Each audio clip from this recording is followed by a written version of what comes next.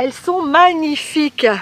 Coucou les amis, j'espère que vous allez tous très très bien. Alors oui, je suis en train de cueillir des châtaignes et j'ai énormément de chance parce que je n'ai pas à aller très loin puisque sur le terrain, nous avons des châtaigniers qui ont quelques décennies, je ne sais pas quel âge ils peuvent avoir, mais en tout cas au moins 200 ans et ils font des châtaignes magnifiques. Regardez-moi ça, en plus c'est pas la petite châtaigne, elles sont vraiment très très jolies. C'est Arwen qui passe. Qu'est-ce que tu fais? Qu'est-ce que tu fais? Et elles sont absolument délicieuses. Il m'est arrivé parfois d'aller à la cueillette à la châtaigne et d'en ramasser de moins jolies et de moins bonnes. Et ça, c'est génial. On est vraiment extrêmement chanceux. Vous voyez? Arwen. T'es un boulet. Donc oui, je disais, on est à la maison, le mobil-home est là, juste là, derrière les arbres. Et ça va me permettre aujourd'hui de vous faire une belle recette végétarienne, une recette veggie, avec de la châtaigne, mais pas que, vous allez voir. Allez, je finis mon ramassage et puis on file en cuisine. Ça y est, récolte terminée, il fait beau, ça fait tellement de bien. Ça y est, j'ai rempli donc un panier de châtaignes complet. Alors évidemment, je ne vais pas tout utiliser aujourd'hui. Je vais les conserver pour cet hiver. Je vais en prendre comme ça un petit bol. Et ce qu'on va faire, c'est qu'on va les nettoyer, les faire tremper dans l'eau. Toutes les châtaignes qui remontent à la surface sont des châtaignes qu'il faut jeter. Soit elles sont véreuses, soit elles sont pourries. Donc ça on jette. On ne conserve que celles qui restent au fond de notre saladier rempli d'eau. Donc on lave bien toutes nos châtaignes. On les laisse sécher. Et ensuite on peut les stocker dans une cave et on les garde une bonne partie de l'hiver. Allez, c'est parti, on commence notre recette. Pour faire cuire nos châtaignes, on va faire une petite incision en forme de croix sur le sommet de la châtaigne, comme ça. Et on va les mettre à cuire dans une casserole qu'on va remplir d'eau, qu'on va amener à ébullition. Et nos châtaignes vont mettre environ, je pense, une vingtaine de minutes à cuire dans cette eau. Allez, on continue. Et voilà la petite surprise. Pour cette recette, on va aussi utiliser une courge butternut.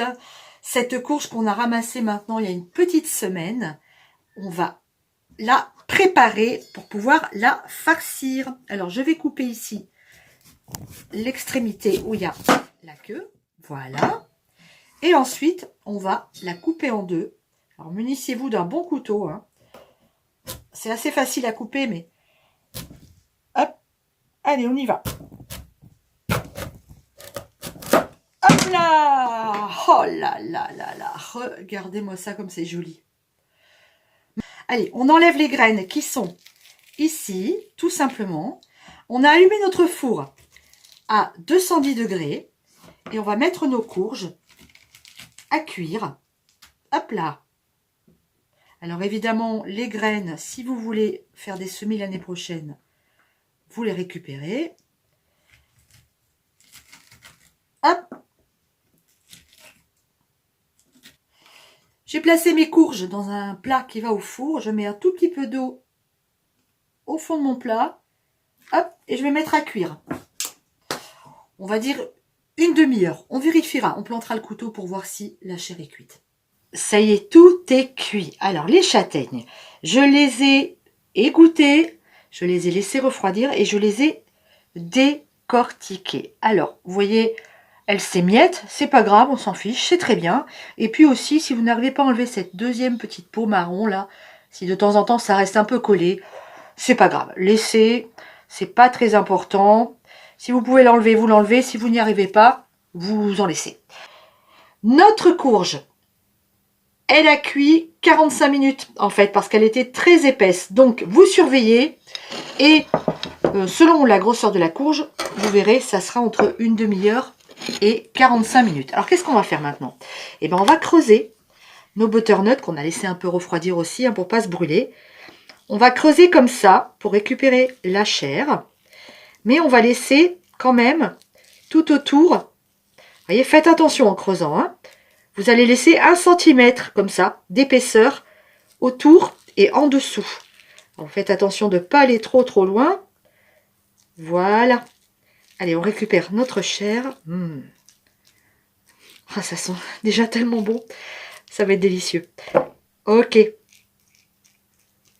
Voilà, on creuse notre courge et on prépare le lit pour pouvoir installer notre farce. Ensuite, on va écraser cette chair avec une fourchette. Un peu comme on ferait un écrasé de pommes de terre. Voilà, c'est pareil, on ne veut pas que ça soit bouilli. S'il reste des petits morceaux, c'est pas grave. Et on va donc mettre nos châtaignes dedans. On va émietter nos châtaignes dedans. Hop, des bouts plus gros que d'autres. Alors, c'est tout au pif, hein, je ne vous donne pas de proportion précise. Vous faites un peu comme vous voulez. Si vous aimez la châtaigne beaucoup, vous en mettez plus. Si vous y tenez pas spécialement, vous en mettez moins. Allez, on y va. Et une fois qu'on a fait ça, on va assaisonner notre mélange avec simplement du sel et du poivre.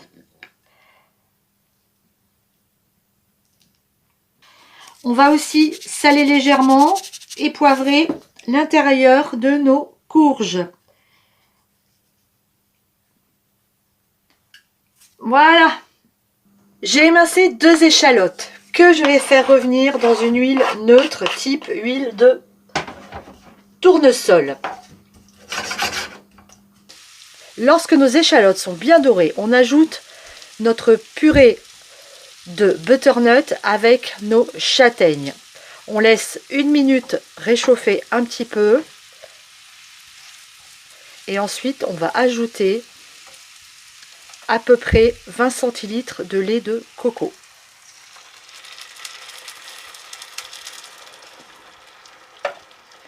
On va bien mélanger tout ça. Une fois que c'est mélangé, vous laissez cuire à petit bouillon pendant 3-4 minutes. Ensuite, on éteint le feu, on ajoute du cheddar qu'on a râpé grossièrement, parfait, et du riz cuit, du riz basmati. Ici, j'ai l'équivalent de 2 cuillères à soupe de riz. On remélange tout ça ensemble. Je rappelle, le feu est éteint à ce stade. Et ben voilà, notre farce est prête. Maintenant, il ne nous reste plus qu'à remplir nos courges avec cette farce. Alors, on y va. Hop, on va essayer de tout mettre, si c'est possible. Notre four est en train de préchauffer à 210 degrés. On va mettre une bonne chapelure maison dessus. On y va, on n'hésite pas. Ensuite, des petits morceaux de beurre. Oh oui, je sais, c'est pas régime, hein, mais non. C'est jamais régime chez Popote. Hop. Ok. Et on va enfourner tout ça pour, on va dire, je pense que 20-25 minutes, ça devrait faire l'affaire. Allez, encore un petit bout. Et ça part dans le four. C'est cuit. 25 minutes plus tard, voici nos courges butternut cuites et tellement appétissantes. Je pense que je vais me régaler. La bouchée est grosse. La bouchée est grosse. Oui, la bouchée, elle est grosse. Ah, la morphalous. Je vous montre. Bah, déguster, c'est déguster. On fait pas semblant. Il critique, mais... Non, je critique pas, mais tiens, regarde. C'est bon. T'as raison, c'est vrai que la bouchée est un peu grosse, mais... Oh, c'est délicieux. Ah, c'est bon, vraiment. Tu loupes quelque chose, hein. Ce qui est sympa, c'est qu'il y a du croquant avec la châtaigne. Et le cheddar, le coco, enfin, tout se mélange. fait que c'est absolument délicieux. Je vous invite à refaire cette recette si vous avez la chance comme nous d'avoir des butternuts au potager. En plus, ce qui est génial, c'est que ça se garde hyper longtemps. Pas le plein, les butternuts. Et du coup, on peut en manger pendant très longtemps. Ça, c'est super. C'est bon. Je vous montre ce que ça donne quand on a pris une cuillère à l'intérieur. C'est compact, mais c'est vraiment délicieux. Du coup, on va se quitter là-dessus. Nous sommes lundi. On se retrouve donc mercredi pour une super vidéo. Avec encore des choses qu'on peut manger. Gros bisous. À mercredi. Ciao.